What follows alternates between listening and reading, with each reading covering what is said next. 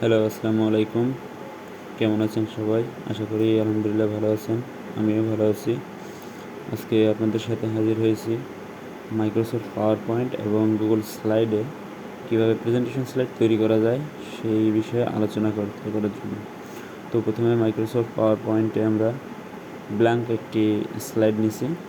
সেই স্লাইডটির উপরে আমি আমার আগে থেকে তৈরিকৃত স্লাইড ড্র্যাগ করে এনে জাস্ট বসাই দিছি, কারণ আমার আগে থেকে স্লাইড তৈরি করেছিল, যার কারণে নতুন করে তৈরি করার প্রয়োজন নেই। তো এখানে আমার নতুন এই স্লাইডটি শুধু ড্র্যাগ করে বসাই দিলে হবে। আগের যে ঘরগুলো আছে ঘরগুলো আমি সরানোর চেষ্টা করছিলাম, বাট সময় স্বল্পতার কারণে সরানো হয় নাই। সো যে স্লাইডটা আমি আনছি স্লাইডটা আমি ড্র্যাগ করে এখানে ব্ল্যাঙ্ক স্লাইডের উপরে বসিয়ে দিচ্ছি। প্রথমে লেফট এবং আপার কর্নারে নিয়ে গেছি, রাইট এবং লোয়ার কর্নার ধরে টেনে ধরে নিচে বসাই দিচ্ছি। নেক্সট আরেকটা নতুন স্লাইড নিয়ে নিলাম। নতুন স্লাইডের উপরে সেমভাবে আগে আমার কপি করা যে স্লাইড তৈরি করা ছিল সেই স্লাইড এনে আমি বসাই দিচ্ছি।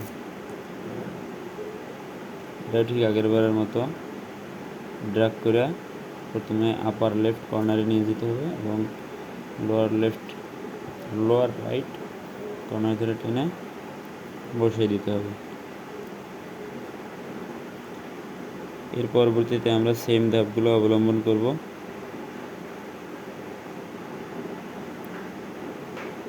যদিও আমাদের প্রেজেন্টেশনে তৈরির ক্ষেত্রে এখান থেকেই চার্ট, তারপরে লিঙ্ক এবং ইমেজ অ্যাড করার সুযোগ আছে, কিন্তু আমার আগে থেকে যে স্লাইডগুলো তৈরি করা ছিল সেগুলো প্রেজেন্টেশনের ক্ষেত্রে আমার এই মাইক্রোসফট পাওয়ার পয়েন্টে নতুন করে স্লাইডগুলো তৈরি করার প্রয়োজন হয়নি।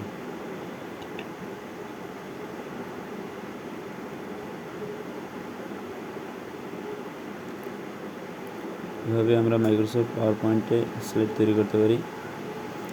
আর নেক্সট হলো গুগল প্রেজেন্টেশন অথবা গুগল স্লাইড।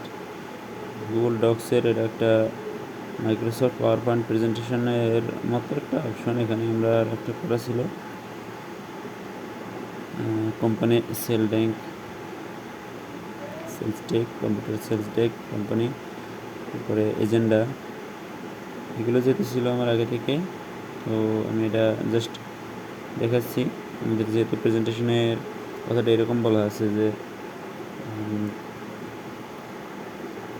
কোন কোন সফটওয়্যারের মাধ্যমে প্রেজেন্টেশনগুলো তৈরি করা যায়, তো আমরা সেই ক্ষেত্রে যে সফটওয়্যার থেকে তৈরি করা যায় সফটওয়্যারগুলো আমরা প্রেজেন্টেশনগুলো তৈরি করে ফার্স্ট এখানে শো করেছি।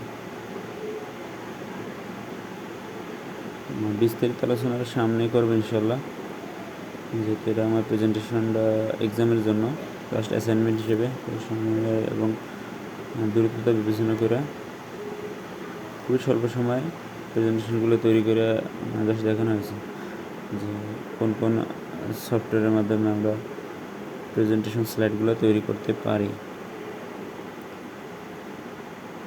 আশা করি আপনাদের ভালো লাগবে। সাথে থাকুন এবং সাবস্ক্রাইব করুন আমার চ্যানেলটি নতুন হিসেবে। আসসালামু আলাইকুম।